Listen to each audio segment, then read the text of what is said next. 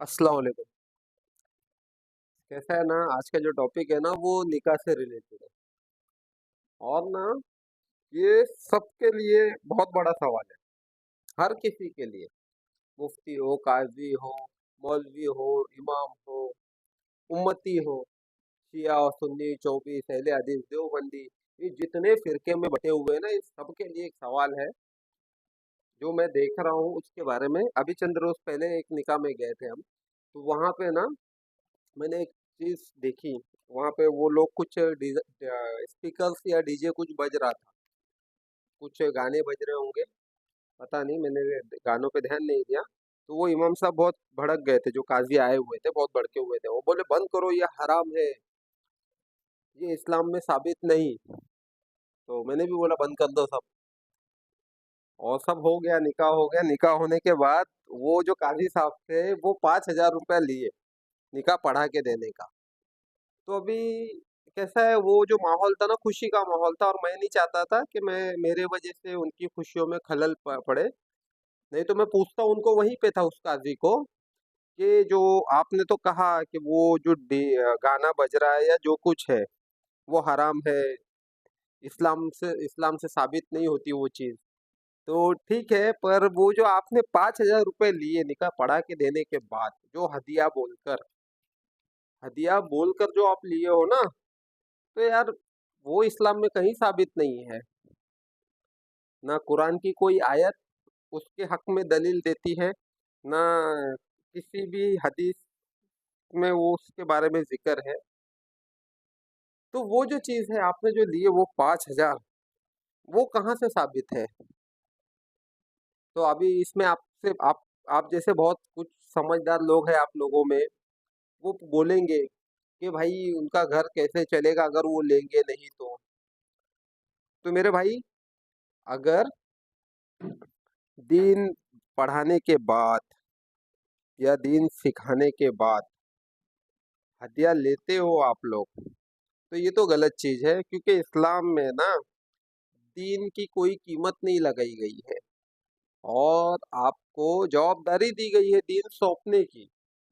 तो वो मेरे रब ने तुम्हें सौंपा है, और उसके बदले उसका जो अज्र है, जो अजर मिलने वाला है ना, वो हश्र के मैदान में कयामत के रोज जब हिसाब होगा ना, तो वहां पे तुम्हें उसके बदले अज्र मिलेगा।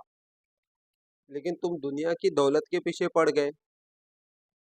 अभी बहुत से इमाम है, वो यूट्यूब, फेसबुक, इंस्टाग्राम, पता नहीं कहाँ कहाँ आके इतना रोते हैं। है बोले हम पे हमें परेशान हो गए, हम दीन पढ़ा रहे हैं, हम नमाज पांच पांच वक्ता नमाज के लिए पाबंदी ये कर रहे हैं, मस्जिद में रह रहे हैं। हाँ, तो हमें 8,000 10,000 पगार है, ऐसा कैसा चलेगा? तो मेरे भाई, आपको वहां पे बैठ के नमाज पढ़ाने के पैसे क्यों चाहिए? किसने पैसे लिए थे आपसे पहले?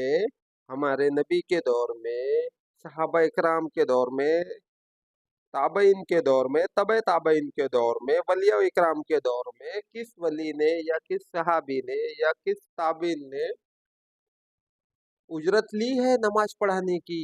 किसी ने नहीं ली। तो आप लोग कहाँ से ले रहे हो ये चीजों को हदीस से क्यों नहीं बता पाते हो आप लोग? क्योंकि ये चीजें हदीसों में और कुरान में कहीं नहीं है, कि किसी की सुन्नत इससे साबित नहीं है। समझे? तो बेवकूफो, ये चीज मत करो।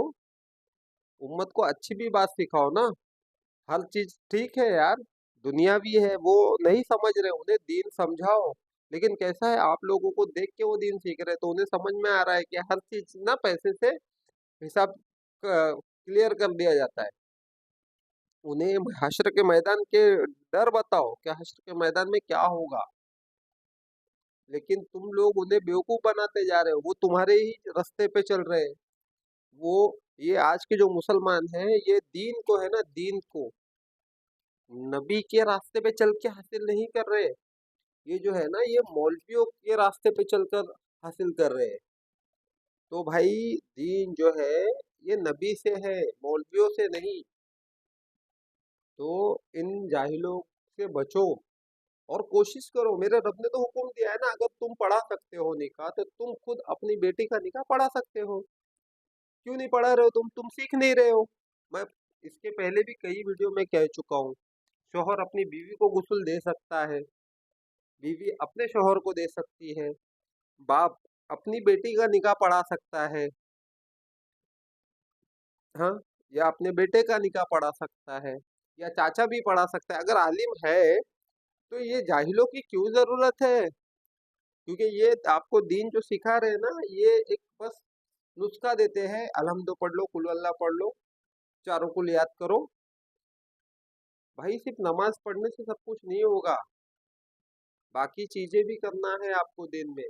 दीन जो है ना मेरे नबी के इखलाक से है, तो मेरे नबी का इखलाक तो यही है ना। उन्होंने तो कभी पैसे नहीं लिए किसी से, उजरत मांगी क्या उन्होंने? नहीं मांगी।